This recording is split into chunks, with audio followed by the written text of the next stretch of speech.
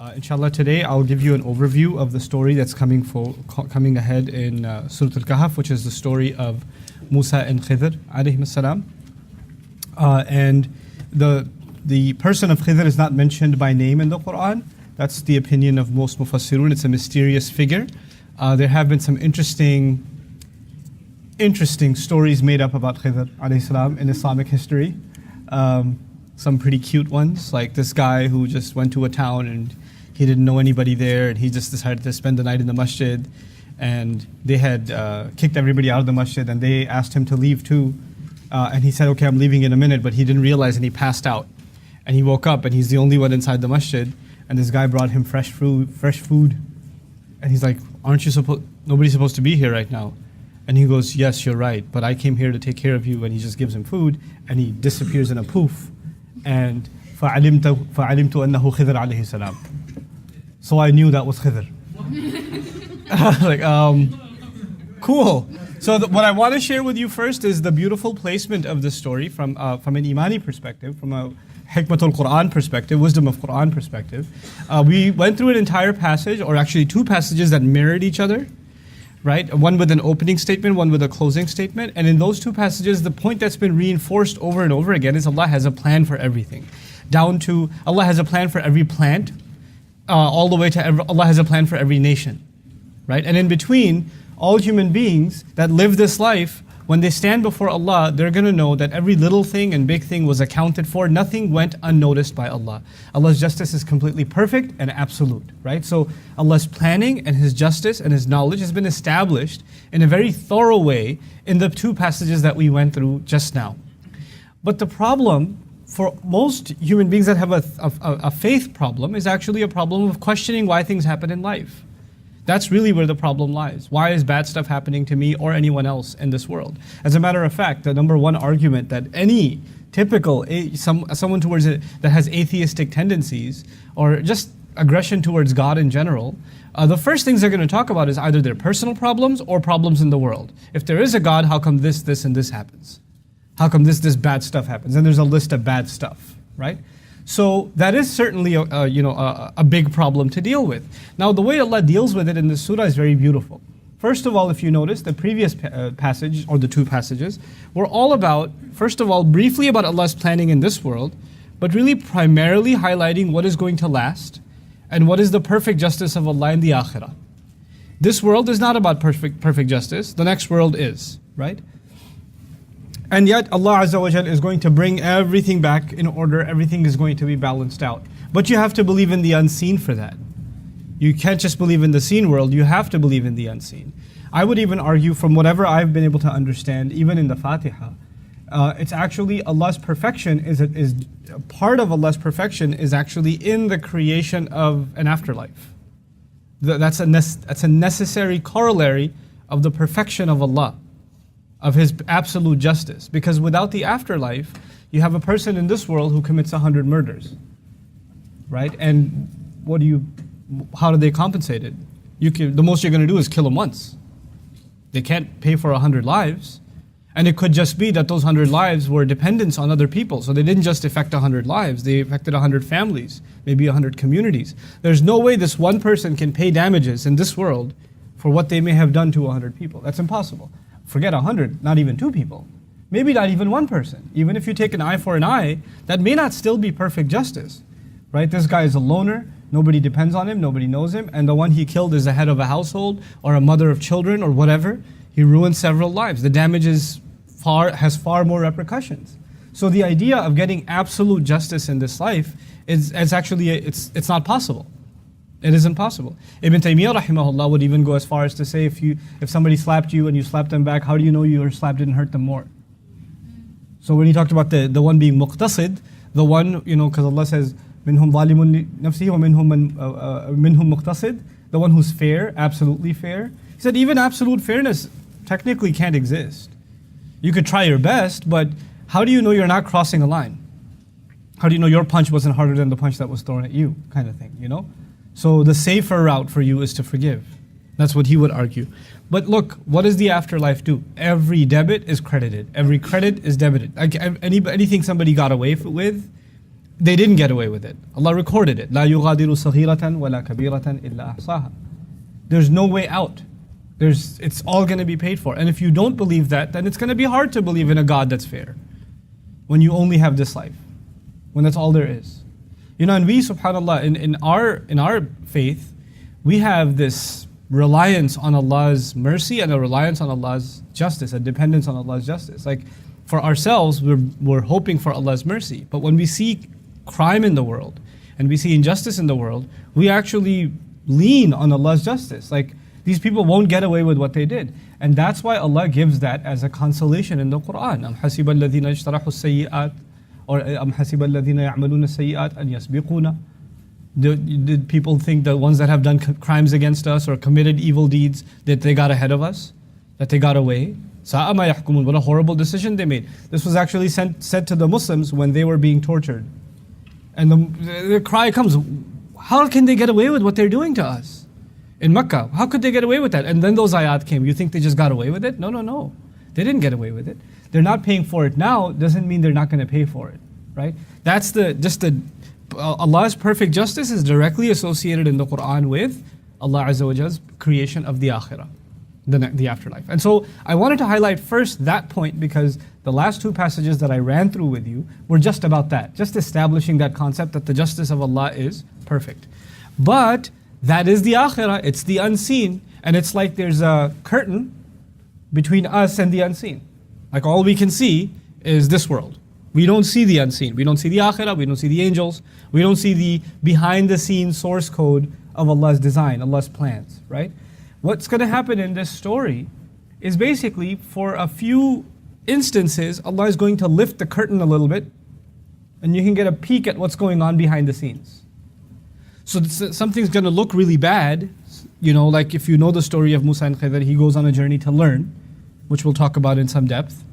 But when he goes on this journey to learn, alayhi salam, the first thing he's told is, look, the lessons I want to teach you, you don't have patience to deal with.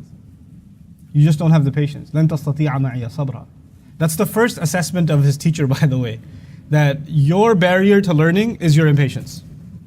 That's his first assessment. By the way, sabr isn't just patience, it's also not being able to remain consistent. So for a student, one of the biggest dangers, even if there's a student as great as Musa alayhi salam, the danger is not being able to be consistent and also not being patient. Those two things together, right? So if that's a danger for him, that's certainly a danger for you and me in our barriers to learning.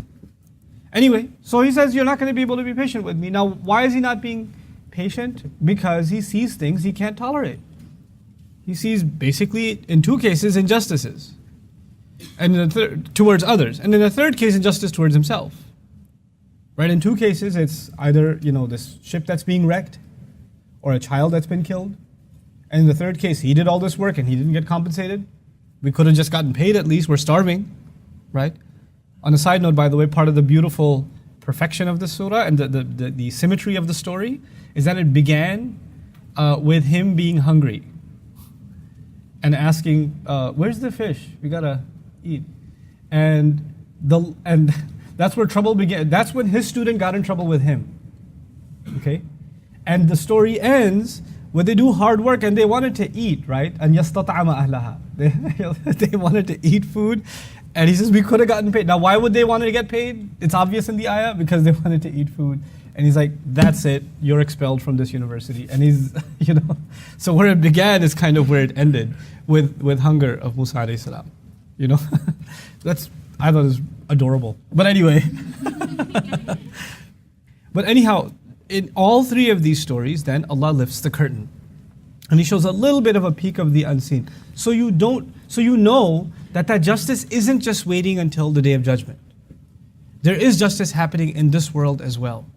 There are things that are fully going to be compensated, but in a limited sense, Allah is still executing justice every single day in this world, in ways you cannot directly understand. So even the death of a child, which you might think is a horrible thing, there's more at play. Even something like a ship being damaged, there's more at play. You didn't get paid, yes, that's unfair, but there's a bigger thing at play here. There's a larger problem here. Okay? Because by the way, if they did get paid, then they'd have to get paid from that money that's hidden inside the, underground. which means that the location of those assets would be exposed to a very greedy nation.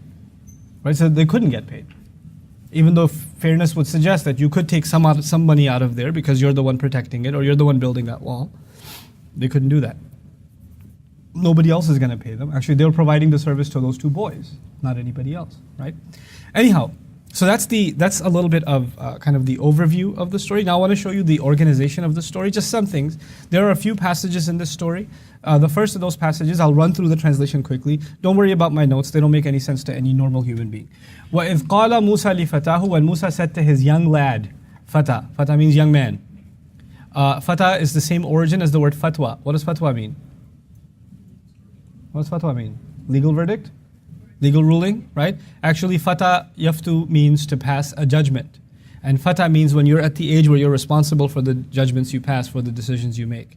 You know, when you're no longer a minor in the legal sense, you're an adult now, you may be tried as an adult, that's when you're called a fata. That's why fata and fatwa are from the same origin. Same way when girls are of the age where their decision is their own, which means they're ready to get married, they're called fatayat. That's when they're called fatayat, okay? Anyhow, so when Musa alayhi salam said to his fata, La abrahu, you did la mabariha, madama, mazala. What is mabariha? I don't remember. Okay, good, you don't remember either. We'll forget together.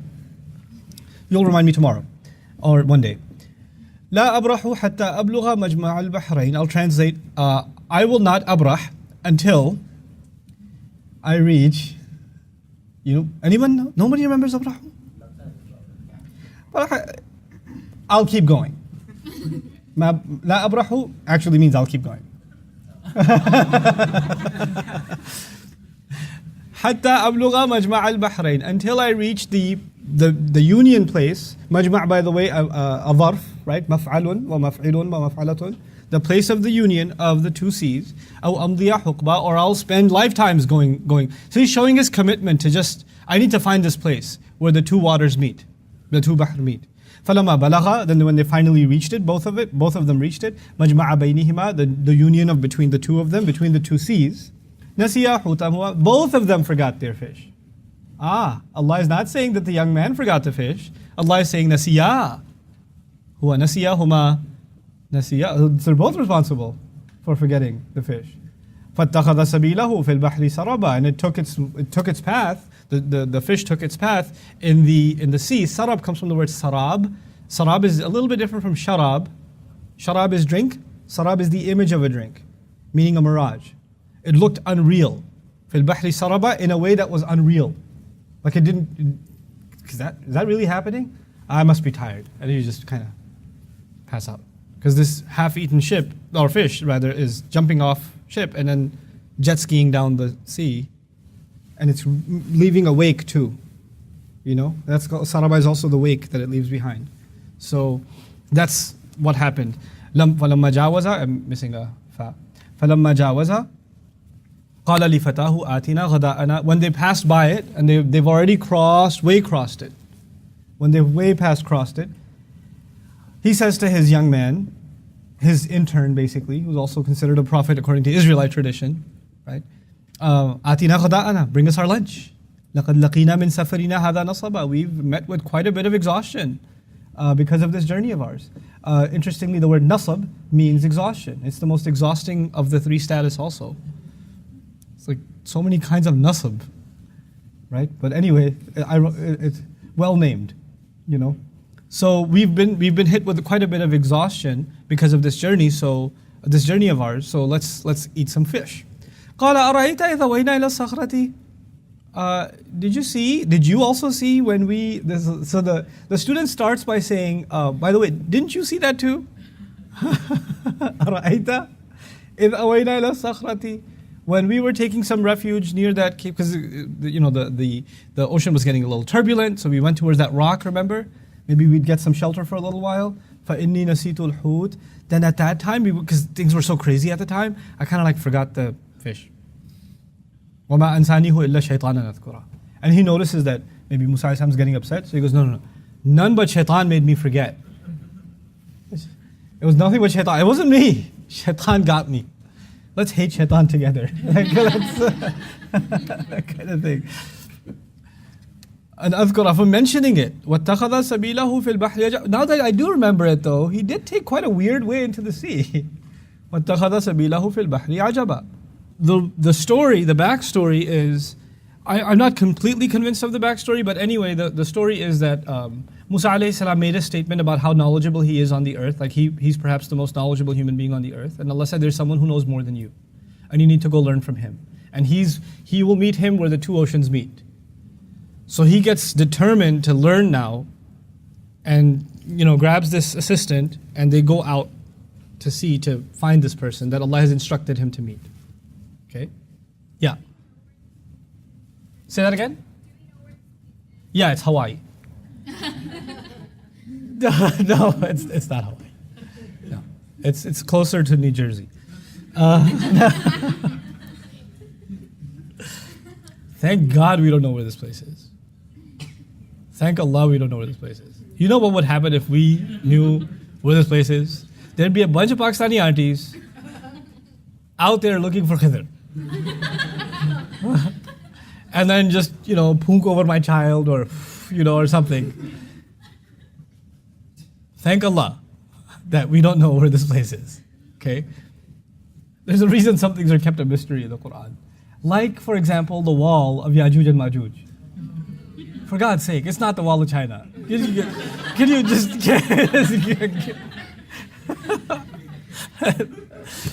God. We don't know, and that's okay. It's okay. And by the way, I should remind you of something that perhaps this wasn't your year when I started Surat Al Kahf, so I should remind you of this. The first story in this surah is the people of the cave. And the great crime committed with that story is that people asked irrelevant questions. How long did they stay? How many were they? Who cares? That's not the point. You should learn to say, Allahu Rabbi, قُلْ رَبِّي أَعْلَمُ بِعِدَّتِهِمْ Allahu أَعْلَمُ بِمَا لَبِثُوا. Allah knows better, Allah knows better, Allah knows better. He hammered that in the first story.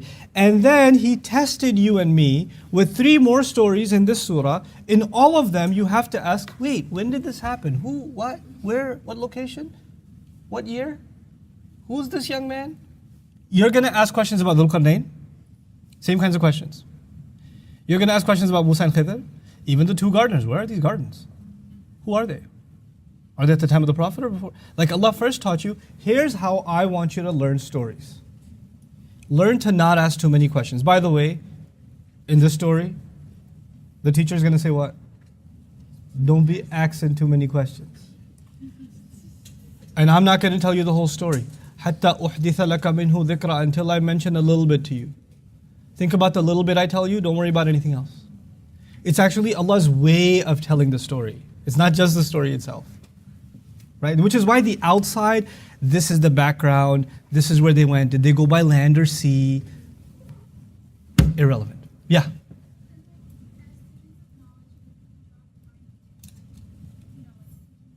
Fantastic question. Excellent question. How do we draw the line between seeking knowledge, because that's what we're trying to do, and asking too many questions? You can ask as many questions as you want. Learn to ask the right questions, and you can ask as many questions as you want. The thing is not you don't have the right to ask questions. The thing is, what is the thought process that leads you to your question? You're learning the story of Yusuf. Hey, what's the minister's wife's name?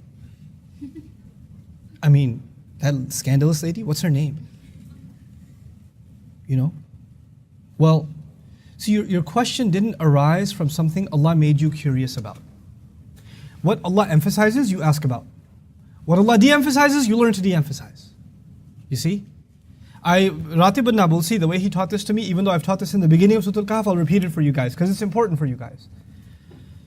There's the saying in Arabic, I don't know if you guys learned it, خُذْ مَا طَفَّلَكَ. Did you learn that one? Okay, take what's in front of you.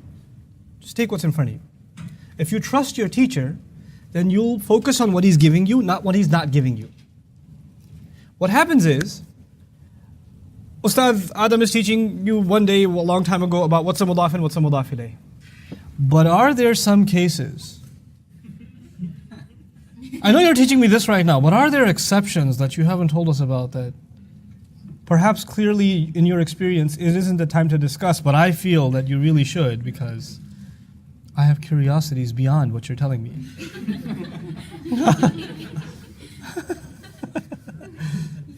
So Sheikh Ratib Nabusi gave this epic story, man. So good. He goes, there's this guy, he's like successful in business, right? And he's made hundreds of millions. And he decides after making all this money that he just wants to teach young people entrepreneurship. He's going to teach business. He's not going into the teaching profession because he needs the money.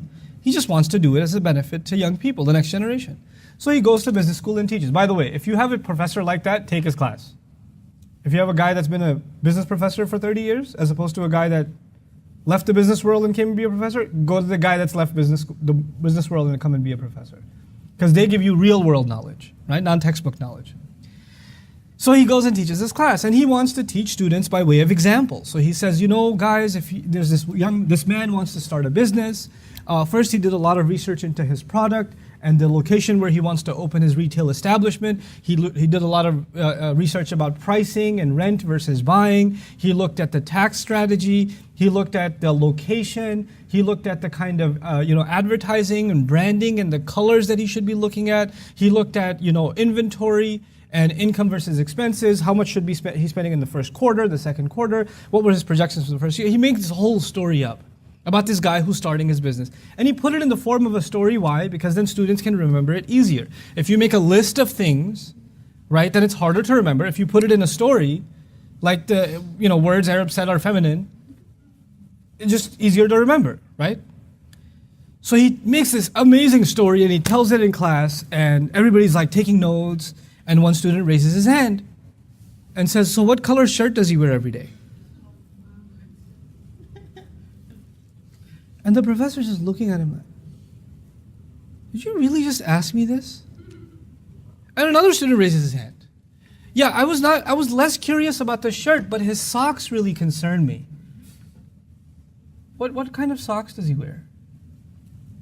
And the professor is baffled. And he goes home and he's so upset. And his wife asks him, what happened? And he says, you know that story I wrote? She goes, yeah, how'd it go? Well, I did a great job, but here are the questions that came forward. Can you believe what they were arguing about? How idiotic can they get? And Sheikh Ratib tells this story, and then he says, now read, سيقولون ثلاثة رابعهم كلبهم ويقولون خمسة سادسهم كلبهم رجما بالغيب ويقولون سبعة وثامنهم كلبهم قل ربي أعلم. And I was like, oh, Allah is so offended by the stupidity of this argument that He records the whole thing. Can you believe what they're arguing about? What I just told you and what you're discussing? That's what I mean by asking the right questions. Allah wants you to think about certain things, but we want to think about all the things He doesn't want us to think about. What are the other brothers' names in the story of Yusuf? Why? Why? Allah didn't tell you. What about his mom? I didn't read anything about his mom. I want to know about his mom. Yes, I'm sure you want to know about his mom. But Allah wants you to think about his dad. Can you just pay attention and just worry about the dad? If you want to worry about the mom, read the story of Musa. You can worry about the mom. And then what about his dad?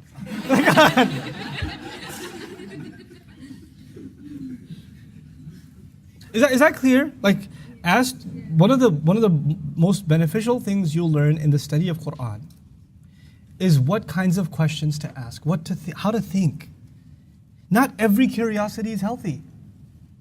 The Quran, it keeps asking you to think. Because thought process gives you direction. Without thought process, you don't have direction. Your questions go in every direction. And unfortunately, this is the unfortunate thing, you must maintain commitment to your thought process when you study Islam. You have to be committed. You know why? Because you're going to read a lot of books and you're going to read a lot of tafsirs where they're not committed to the same thought process. So there's going to be 6 pages on what color the dog was in the story of the cave in classical tafsir. And did he have spots or not? And what his name was. And it's going to be a classical text and you're going to say, I'm reading the tafsir of Fulan ibn Fulan. I have ijazah in it. Yes, you do. That's great. You can read a lot of stuff, but you have to maintain your thought process. And you have to identify what's critical and what's not. You see? That's not going to be done for you, unfortunately. You have to develop that yourself. You know? And to me, the best way to develop it is commitment to Quran. Commitment to the primary text. The more you ponder over Quran and you look at how Allah speaks and what He emphasizes, it just teaches you what to emphasize and what to let go of. What is priority and what isn't. Yeah. We also say, Allahumma inni as'aluka ilman nafi'an. That's right. Allahumma inni as'aluka ilman nafi'an. Anyhow.